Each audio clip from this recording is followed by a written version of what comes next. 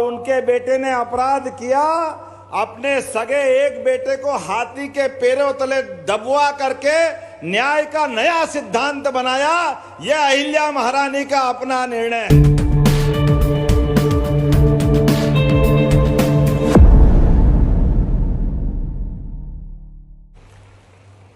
और जिनको मैं याद करने के लिए कार्यक्रम में आया हूं वो महारानी अहिल्याबाई।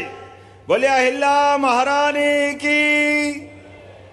जिनका पूरा जीवन, अहिल्या महारानी एक आदर्श बहू तो क्या, ससुराल में जिस दिन से आई ससुर की लाडली बेटी बन करके, मां गौतमा बाई ने लाडली अपनी बेटी बना करके, आमतौर पे सास और बहू के बीच में ये फिल्मी दुनिया वाले, ये टीवी वाले उल्टी सुल्टी कहानी बनाते हैं। लेकिन हमारे हर घर में हमारे संबंधों के बलबूते पर जब बेटी बहू बनकर के बेटी आती है तो घर में कैसे स्वागत करते हैं, इसका आदर्श उदाहरण अहिल्या माता के लिए है। अहिल्या माता जब होलकर साम्राज्य में आती है बहू बनकर, तो सास गौतमा बाई उस समय के 18 करोड़ रुपए की राशि जो पूरे देश में सबसे ज्यादा किसी महिला के पास थी, वो सारी की सारी राशि अपनी बहू के हाथ में दे करके आशीर्वाद देती है। जोरदार अभिनंदन करो ये ऐसी सास और बहू के लिए जिसमें ये अधिकार भी दिया, बेटी ये पैसे तेरे को दे रही हूं, तेरी इच्छा हो जो लगाना, धर्म में, दान में, समाज के कल्याण में जो करना। राजा बना करके तो होलकर साम्राज्य का अलग से अधिकार होलकर महाराज ने दिया, मल्लाराव जी होलकर ने। और अहिल्या महारानी जब शासन चला रही है, एक बहन बेटी मध्य प्रदेश की क्या सरकार चलाती है, ये उदाहरण हमारा उस समय भी आता है जब अहिल्या महारानी ने शासन चलाते हुए अपनी बेटियों की तरफ, बहनों की तरफ, महिलाओं की तरफ देखा कि महिलाओं में आर्थिक हाथ में कुछ है नहीं, गरीबी भयंकर है, कुछ काम धंधा कराना चाहिए। तो अहिल्या महारानी ने महेश्वर से राज्य चलाते हुए दक्षिण भारत, कहाँ हैदराबाद, बेंगलोर, रामेश्वरम, वहां से कारीगर बुला करके अपने मालवा और निमाड़ की बेटियों के लिए साड़ी बनाने का काम, सिखाने का काम बुनकर के माध्यम से कराया।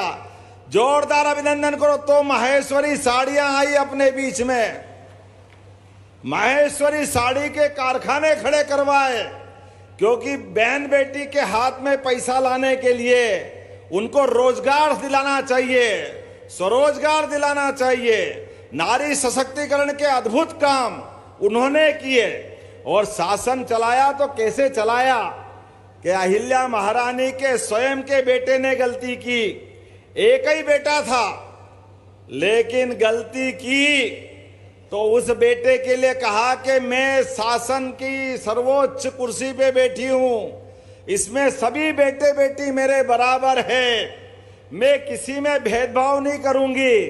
और उनके बेटे ने अपराध किया, अपने सगे एक बेटे को हाथी के पैरों तले दबवा करके न्याय का नया सिद्धांत बनाया। यह अहिल्या महारानी का अपना निर्णय है। मां बेटे घर के अंदर, लेकिन न्यायाधीश की कुर्सी पे बैठे। तो यहां हमारी परंपरा तो हरिश्चंद्र के जमाने से धर्मराज युधिष्ठिर से जुड़ती है। ऐसे एक नहीं, पति के साथ व्यवहार के अंदर दिक्कतें आई तो पत्नी धर्म निभाते हुए पहले पति का सम्मान भी किया, लेकिन शासन के पैसे वो कहीं और उठा रहे थे तो उनसे छीन करके सरकारी खजाने में जमा कराने का अगर रिकॉर्ड बनाया, अहिल्या महारानी ने बनाया।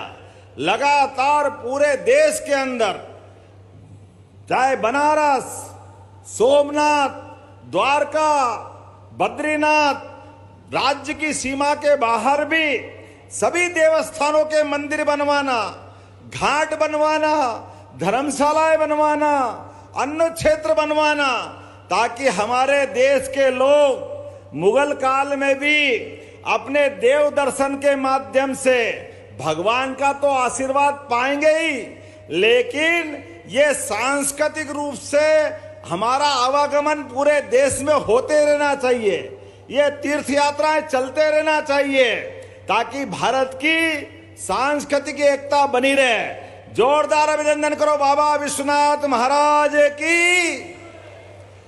पैसा बहन बेटी के हाथ में आता है तो कितना सदुपयोग करती है बहनें। इसका सबसे बड़ा उदाहरण अहिल्या महारानी का है।